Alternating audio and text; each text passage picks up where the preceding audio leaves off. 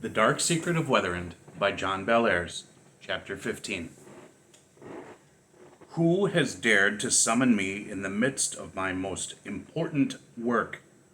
Who has laid violent hands on the place from which I sprang? The green-lit face seemed to hover, bodiless, in the dark. Borkman looked from Miss Eels to Anthony and back again. In spite of the arrogant, mocking expression on his face, he seemed strangely uncertain. But as he continued to gaze at Miss Eels, his expression changed. The uncertainty vanished, and in its place came cold, venomous rage. "You contemptible old hag," he snarled as he began to move toward her. "Haven't I given you an idea of what happens to those who try to interfere with my father's plans? I was called into being to complete my father's greatest design, and I have been faithful. The final spell is at work. The apocalyptic storm is loosed upon the world. Nothing can stop it. Nothing. But why in the midst of my incantations have I received a summons? Answer me!" Miss Eels continued to stare glassy-eyed. She held the watch case up before her, and the chain, pulled taut, was still hooked to the fabric of the dead man's vest. Anders Borkman raised his hand, and Miss Eels began to speak. Her voice was dreamy and lifeless, almost like a recording. "We came here because of the clues in your father's diary. We hoped that we might find something that we could use to stop the storm you have started." Anders Borkman laughed loudly, unpleasantly. "You really are a fool," he said, gazing steadily at Miss Eels. "My father had no desire to stop his plan from being carried out. He would never have left anything that would stop the storm. You have come up here for nothing.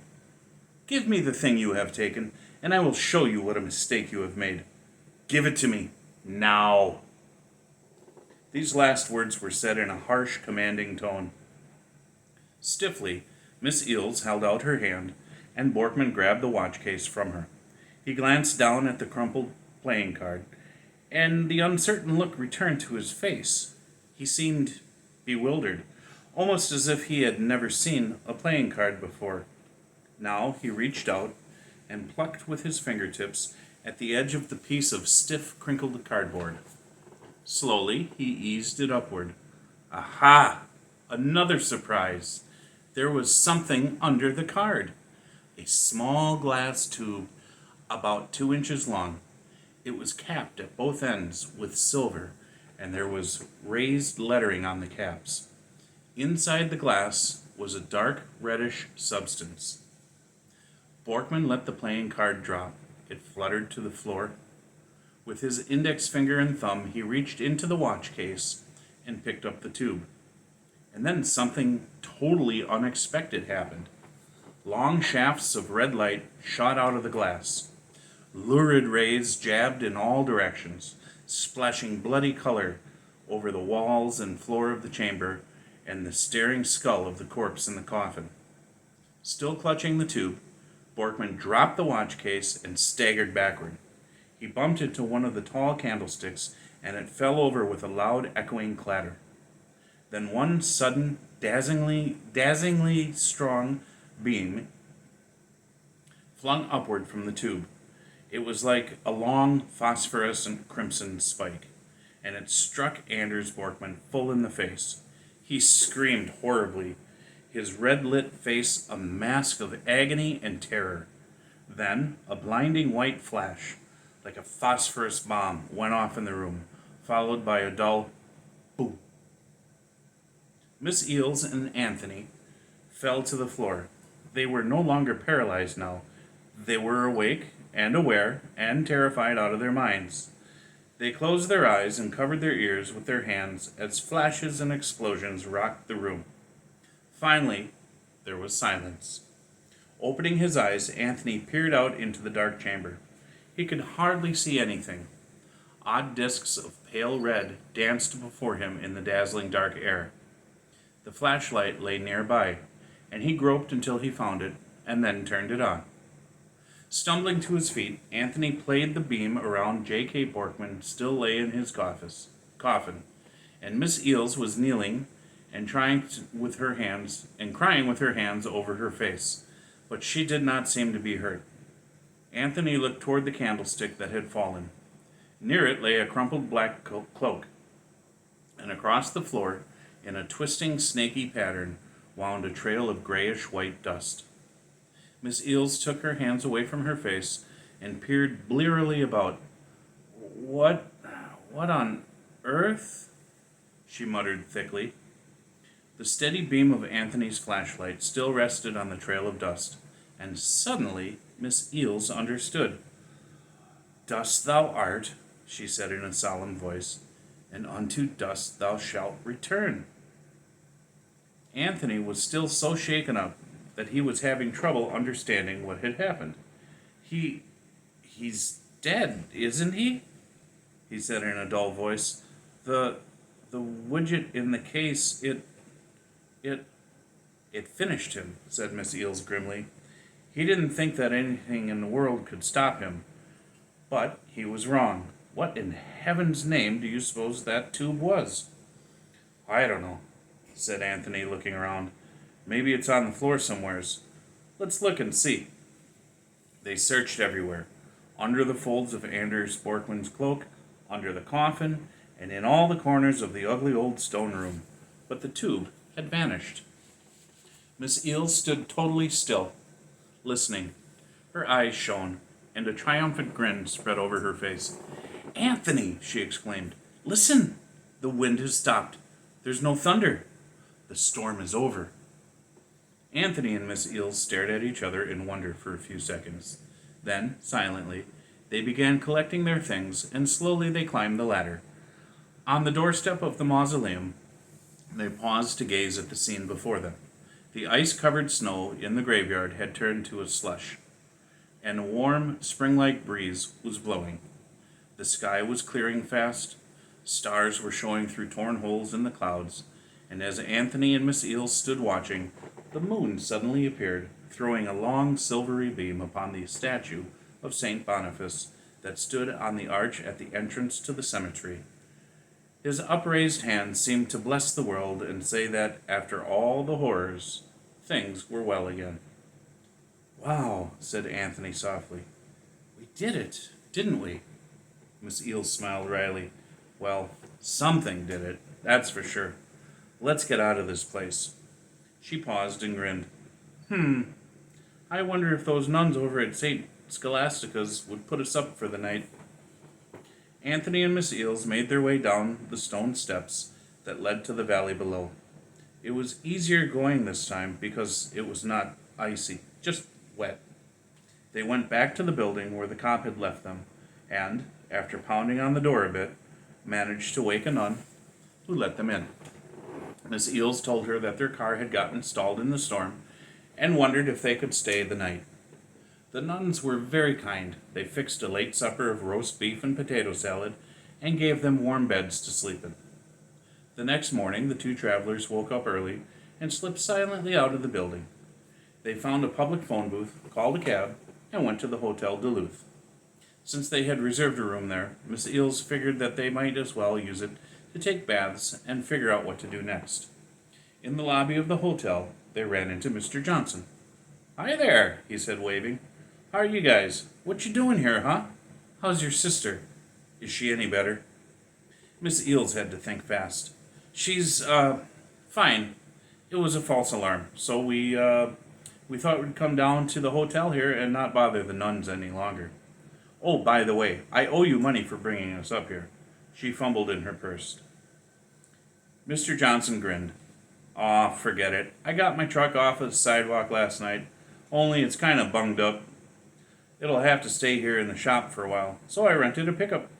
I'm going to drive over and see my sister in Superior this morning, and then I'm hitting the road for home. You guys like a ride back, would you? This was really too good to be true. Miss Eels smiled delightedly, and said that yes, of course, they'd love to have a ride back, at least as far back as Eau Claire. So, Off Mr. Johnson went, cheerfully whistling Jon Jonson. He would be back a little later to pick them up. After he left, Miss Eels went to the front desk of the hotel and bought a newspaper so she could read about the storm. Then she and Anthony went to the dining room and gorged themselves on blueberry muffins, scrambled eggs, and coffee. Miss Eels was in a wonderful mood. She chattered a lot, spilled coffee, and read aloud the newspaper reports of the wild snowstorm that had raged across a large part of Minnesota and Wisconsin on the previous night. But Anthony was silent and moody. Now that the awful crisis was past, he focused on an immediate problem. In order to help Miss Eels, he had run away from home, and his mother was likely to set some kind of Olympic world records for ranting and raving. What kind of punishment would she give him? Would he have to quit his job at the library? Would his parents drag Miss Eels into court and charge her with kidnapping? And amid all this brooding, Anthony found himself thinking about Emerson Eels. What had happened to him? The ghost, or whatever it was that had pretended to be Emerson, was gone, but the real Emerson still had not materialized. Where was he? Anthony looked across at Miss Eels. She was buttering a piece of toast and leafing through the newspaper. She was not acting like somebody who was getting ready to put a black mourning band on her arm. Miss Eels, said Anthony suddenly, leaning across the table and poking his friend's arm. Yes, Anthony, what is it? I was just wondering, what do you think happened to Emerson? We haven't seen him since he... Miss Eels cut Anthony off with a wave of her hand. She smiled knowingly. If I were you, Tony, I wouldn't worry about Emerson. I think it's likely that Anders Borkman imprisoned him when we tried to invade his domain. Borkman had lots of chances to kill us back at the estate, but he didn't. I don't know why. Maybe there was some rule that he couldn't kill anyone while achieving his grand goal. At any rate, now that Borkman is dead, all the knotted and twisted webs of sorcery that he wove will come untied. At least that is what I'm hoping. You see, Emerson explained this spell-casting business to me once. He said... A busboy appeared behind Miss Eels. Is your name Myra Eels, ma'am? He asked politely. Miss Eels turned and looked at him. Yes, it is. Why? There's a phone call for you. You can take it at the front desk. Miss Eels was startled for a second, but then she grinned and winked at Anthony. Bet you $1 it's Emerson, she said gaily as she jumped up. Bet you a hot fudge sundae at the Blue Moon ice cream stand. Anthony shook his head. No bet, he said. A few minutes later, Miss Eels was back. Breathlessly, she reported that the call was indeed from Emerson. He was calling from her house, where she had left a note for him. He had been imprisoned at WEATHEREND ever since the day of the bungled break-in, but when Borkman was destroyed, Emerson found himself standing in front of the mansion. He took off running down the road and then heard this terrific explosion from the direction of the cedar grove. The 4 statues were being blown to glory. He made his way down to the gate and found his truck there. So he just hopped in, started the motor, and zoomed off to Hoosac. Darndest story I've ever heard, said Miss Eels, shaking her head. If I hadn't seen what I've seen in the last few months, I'd have called my dear sweet brother a liar. She sighed resignedly and sipped at her cold coffee. He's waiting at my place, and do you know what he's doing to kill time while we drive back? He's going to clean my house. Says it's filthy, unsanitary mess. Imagine, my own brother. After they had finished breakfast, Miss Eels went out to the front desk of the hotel to ask about the room she had reserved.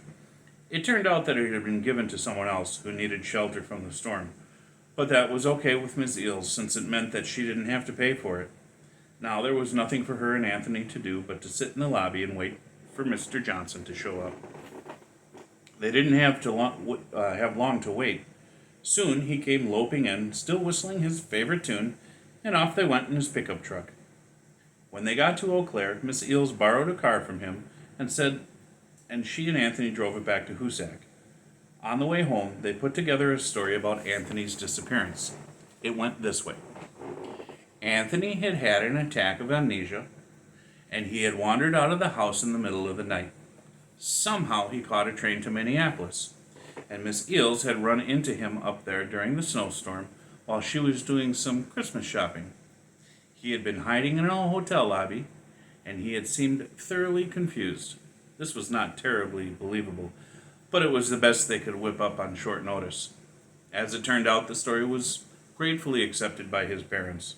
His mother thought Anthony had left home because of the fight they had had, and she had been feeling guilty and worried ever since his disappearance.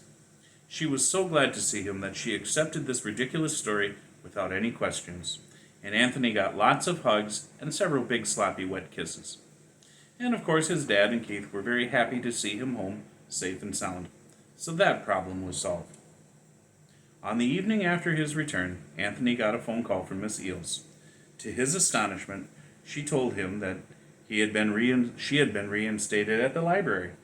When he had recovered from the shock, he asked her how that had happened. "I'll tell you later," said Miss Eels smugly.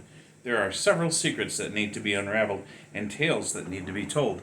But first, Emerson has got to go up to Minneapolis to do some research. So here's what we'll do.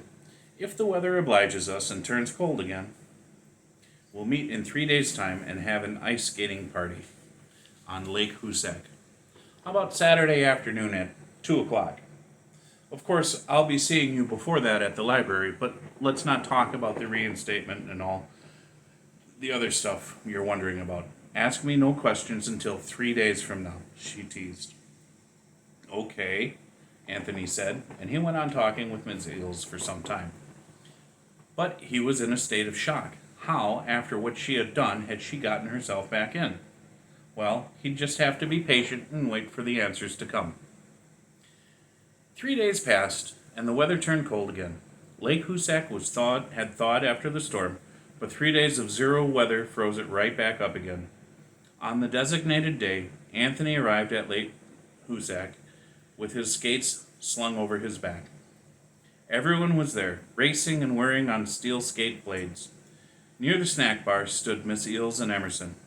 Miss Eels was wearing her usual padded blue jacket and an old aviator's helmet with flaps that tied down under the chin. Emerson was clad in an immaculate powder blue alpine hooded jacket, perfectly creased gray trousers, and an enormously long scarf of blue and orange striped wool that was wrapped several times around his neck, the ends hanging almost to the ground. He wore no hat, but there were fuzzy blue earmuffs over his ears. The two of them had their skates on, and they were red-faced and sweating. Both were drinking cocoa from chipped china mugs, and they were looking very cheerful and relaxed. "Hi, Anthony," called Miss Eels, and she waved happily. "I've been skating for half an hour, and I only fell down 3 times. How about that, huh?" Emerson stumbled forward on his skates and gave Anthony a hearty handshake. He looked a little tired around the eyes, but he had regained that bouncy, slightly arrogant air. "Greetings, Anthony," he said. "Myra's been telling me how you helped her, and I must say, I always knew you were a tough, tenacious character. I'm proud of you." Anthony hung his head shyly. "It's good to see you too, Mr. Eels," he mumbled, staring hard at the snowy ground. Miss Eels tottered forward and kissed Anthony on the cheek, slapping the cocoa she had in her hand. "Oh, darn it all anyway," she grumbled, looking down at the chocolatey hole that had been burned into the snow. "I ought to know better than to get emotional when I've got hot liquid in my hand. Anthony, we've got 1,001 things to tell you. Why don't you wait here till Emerson and I get out of these skates, and then we'll all go sit on that old sleigh over there." Anthony said that sounded fine, and he waited for them. Then they all walked over to the dusty old antique sleigh that had been brought down to the lake to serve as a wintertime decoration. Miss Eels and Anthony got into the back, and Emerson climbed into the front seat. "Well," said Emerson, turning halfway around and peering owlishly at Anthony over his shoulder, "how does it feel to be a savior of the world, eh?" Anthony started. Savior of the world? What on earth was Emerson talking about? "I didn't do anything to stop the storm. It just sort of happened." Emerson shook his head slowly. "No, my fine young friend, it did not just sort of happen. When you touched that place where the missing finger bone had been on J.K. Borkman's hand, Anders was summoned to the tomb chamber. He had to come, and when he did, he was destroyed." Emerson smiled in a smug, infuriating, know-it-all way. I can understand your being confused, he said. I was confused myself at first, but I've done a little research in the last 3 days, and I think I understand it all now. In the first place, Borkman knew you were going up to the cemetery. He was telepathic, and he could read other people's minds from far away. So he knew you were going up there to try to stop the storm.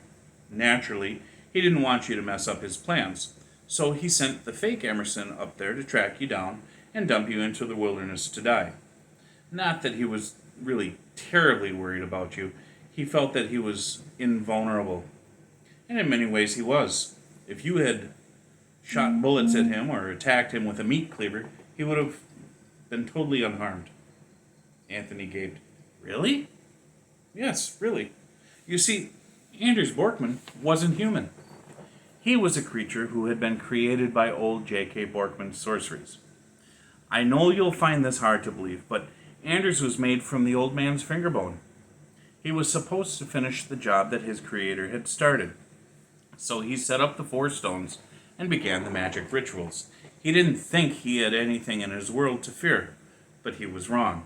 He had forgotten about the blood of Hales. Miss Eels threw Anthony a sidelong glance, and she grinned.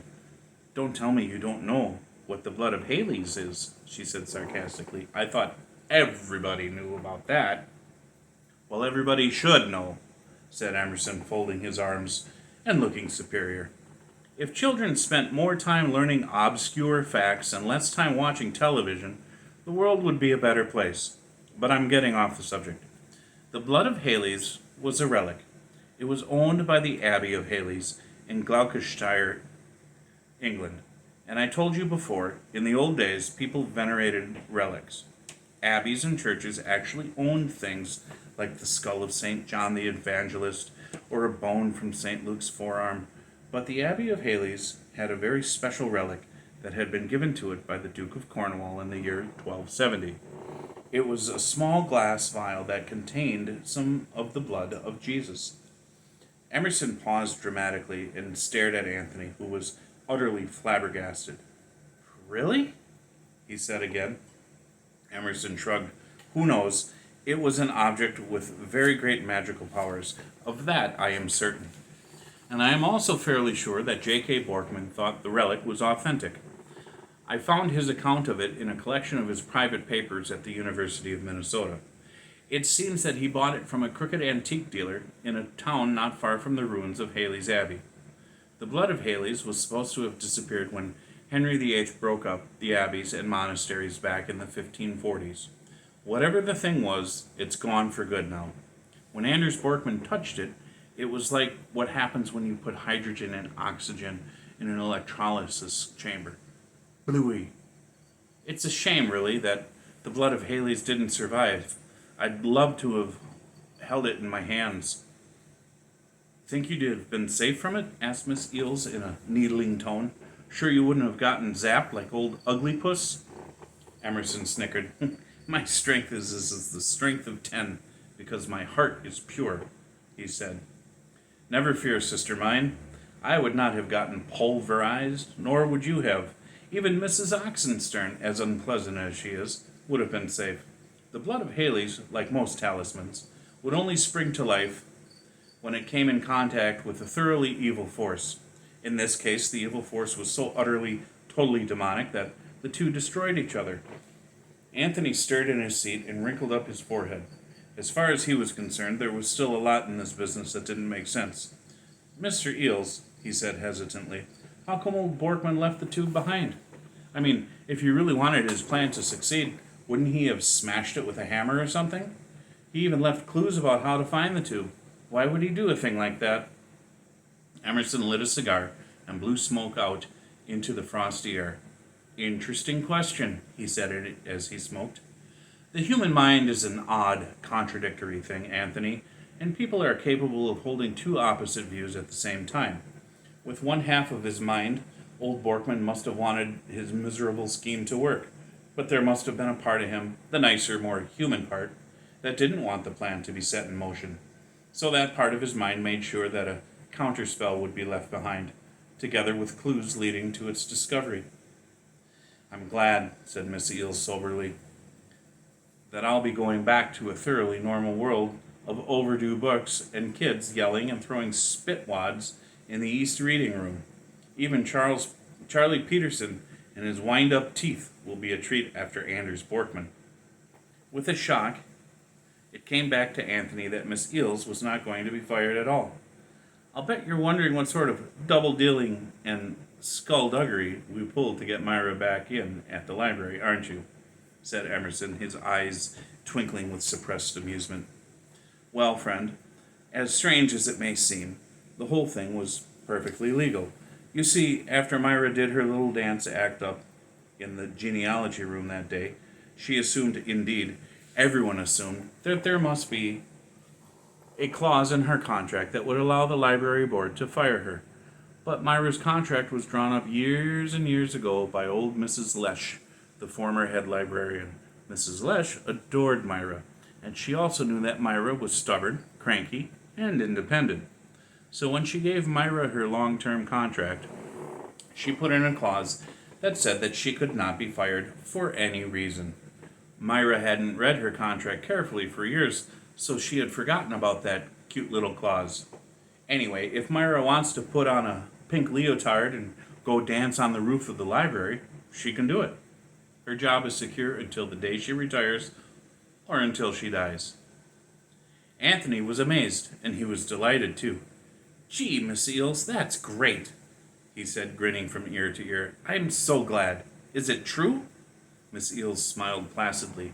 Of course, I will have to put up with some unpleasant stares and hateful backbiting remarks when I go back to work, but at my age, I could care less what the dowagers on the library board think.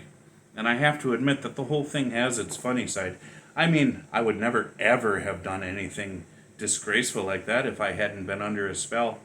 But be that as it may, well, I keep thinking of the way Mrs. Oxenstern looked when I dumped punch all over her.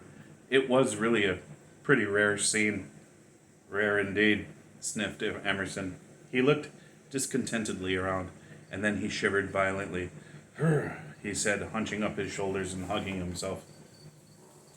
It really is cold out here. Why don't we all go back to Myra's place for a game of Scrabble and some hot buttered rum? Anthony and Miss Eels agreed happily, and the three of them climbed down from the sleigh and began crunching across the snow towards Miss Eels' car.